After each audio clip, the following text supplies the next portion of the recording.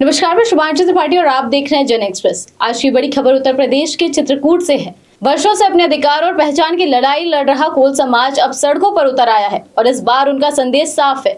अब और इंतजार नहीं, अब हक चाहिए। मणिपुर क्षेत्र से शुरू हुआ यह आंदोलन उस समय और बड़ा हो गया जब हजारों की संख्या में महिलाएं, पुरुष और युवा कवरी के पटेल तिराहे से लेकर कलेक्ट्रेट परिसर तक पैदल मार्च करते हुए पहुंचे। तेज धूप और प्रचंड गर्मी के बावजूद लोगों का जोश देखने लायक था। कोल समाज को एसटी का दर्जा दो और हमारी मांगे पूरी करो जैसे नारों से पूरा शहर गूंज उठा। ये सिर्फ नारे नहीं थे, बल्कि वर्षों से दबे उस दर्द और गुस्से की आवाज थे जिसे अब दबाना मुश्किल होता जा रहा है। प्रदर्शनकारियों ने जिलाधिकारी पुलकित गर्ग को प्रधानमंत्री के नाम संबोधित ज्ञापन सौंपा, जिसमें उनकी सबसे बड़ी मांग थी कि कोल समाज को अनुसूचित जनजाति यानी एसटी का दर्जा दिया जाए। आंदोलन का नेतृत्व कर रहे शिव पूजन कोल ने सरकार पर गंभीर आरोप लगाते हुए कहा कि वन अधिकार अधिनियम 2006 लागू होने के बावजूद आदिवासियों को उनके अधिकार नहीं मिल रहे हैं।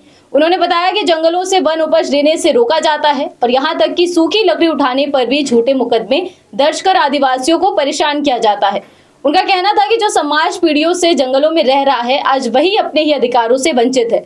वहीं जिला पंचायत सदस्य अनिल कोल ने सरकार की नीतियों पर सवाल उठाते हुए कहा कि आदिवासियों को जंगलों से हटाने की साजिश की जा रही है और रोजगार के अवसर न मिलने के कारण उनका पलायन लगातार बढ़ रहा है। उन्होंने चेतावनी देते हुए कहा कि अगर मांगे पूरी नहीं हुई तो आंदोलन और तेज किया जाएगा। बता दें कि इस प्रदर्शन की एक खास बात ये भी रही कि इसमें बड़ी संख्या में महिलाओं की भागीदारी देखने को मिली, जो ये संकेत देती है कि यह आंदोलन अब सिर्फ कुछ नेताओं तक सीमित नहीं रहा, बल्कि हर घर और हर परिवार की आवाज बन चुका है।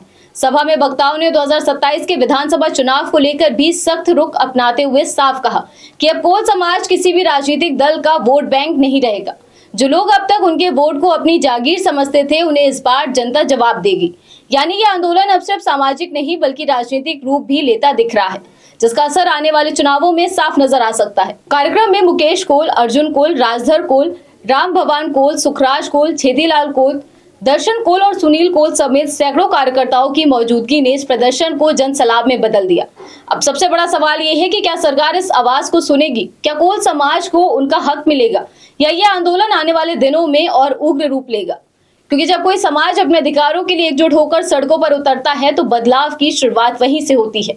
चित्रकूट से उठी ये चिंगारियां पूरे प्रदेश में फैल सकती है और अगर ऐसा होता है तो 2027 के चुनावी समीकरण भी बदल सकते हैं। आप क्या सोचते हैं? क्या कोल समाज को एसटी का दर्जा मिलना चाहिए? फिलहाल इस बड़ी खबर पर इतना ही। ऐसी तमाम खबरों को जानने के लिए जुड़े रहिए जन एक्सप्रेस के साथ।